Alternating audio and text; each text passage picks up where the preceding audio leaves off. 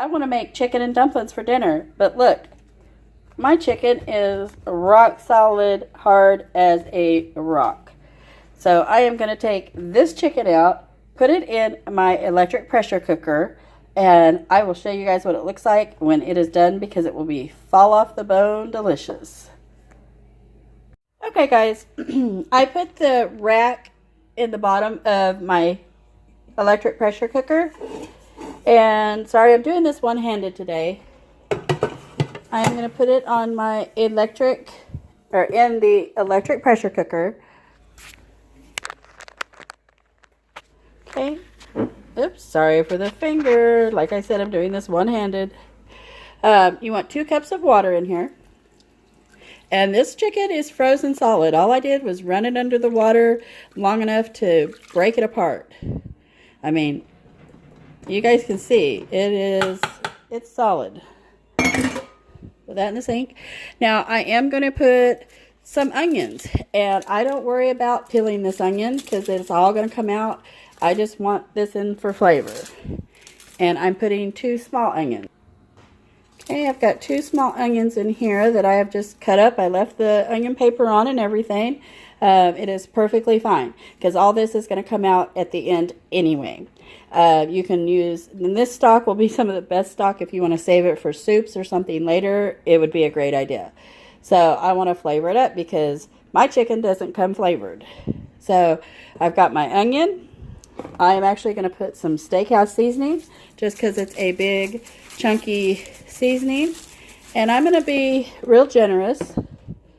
I'm going to put some celery salt. If I had regular celery stalks, I would have put that in here, but I don't have that today. So some celery salt. Put some parsley flakes, and you guys just put whatever flavors you like, what your favorite flavors are. This is just how I do mine. Anytime I make chicken anything, I like to add some poultry seasoning. I just think it gives the chicken a nice flavor. And then I'm also going to put a little bit of red pepper flakes.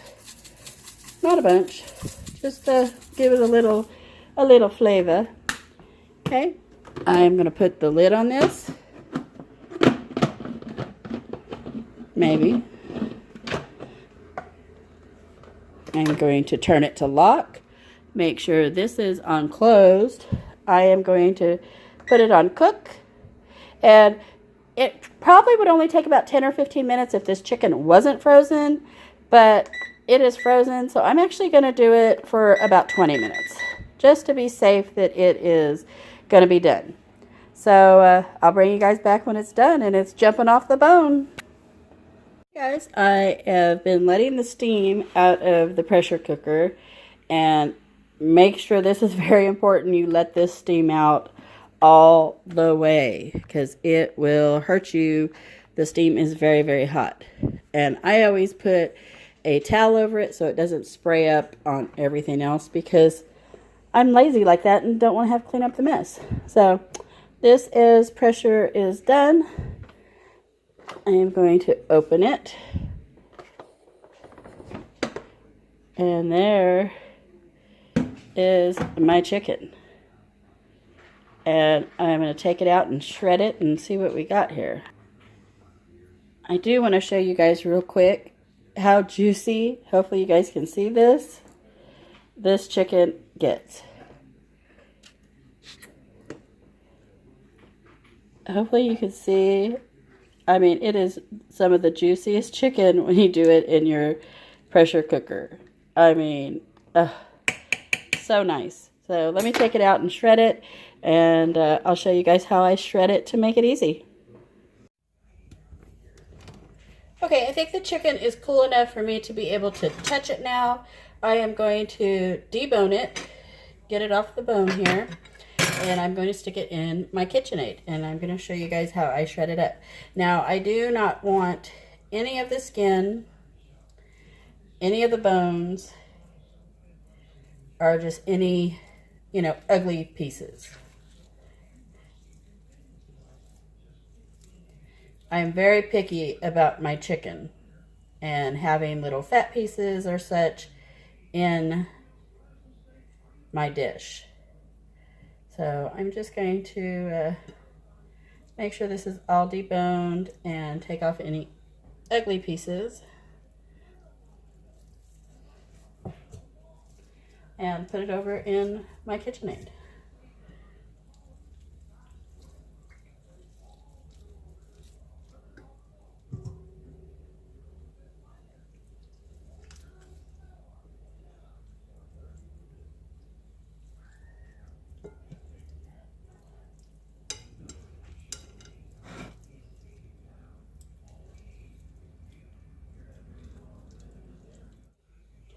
Okay, there's the bones. That will just be trash. Let me move you guys a little closer. This is all my chicken that I got out.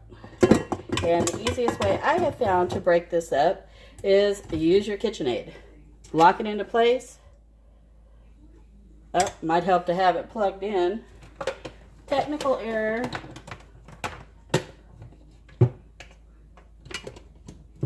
There we go. And put it on low. And as you can see, it breaks it up very nicely. Now you need to make sure you have it locked. If you don't, it will go slinging everywhere. And this is how I do my chicken when we have chicken salad and stuff too. But you can see it just pulls it apart very easy.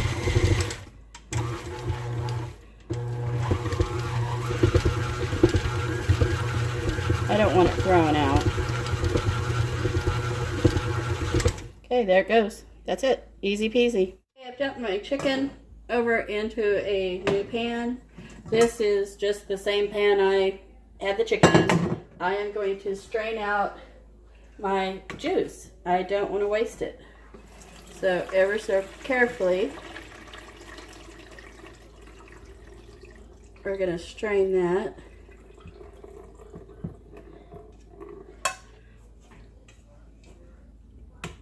And all the onions and stuff is all just trash. And then here is my strained juice from the chicken. And this will be some of the best chicken and dumplings. Look at how rich that looks. Oh, so yummy. And I will add some canned or boxed chicken stock to this, but this will give it the best flavor. So I'm going to put this on low and start simmering this chicken.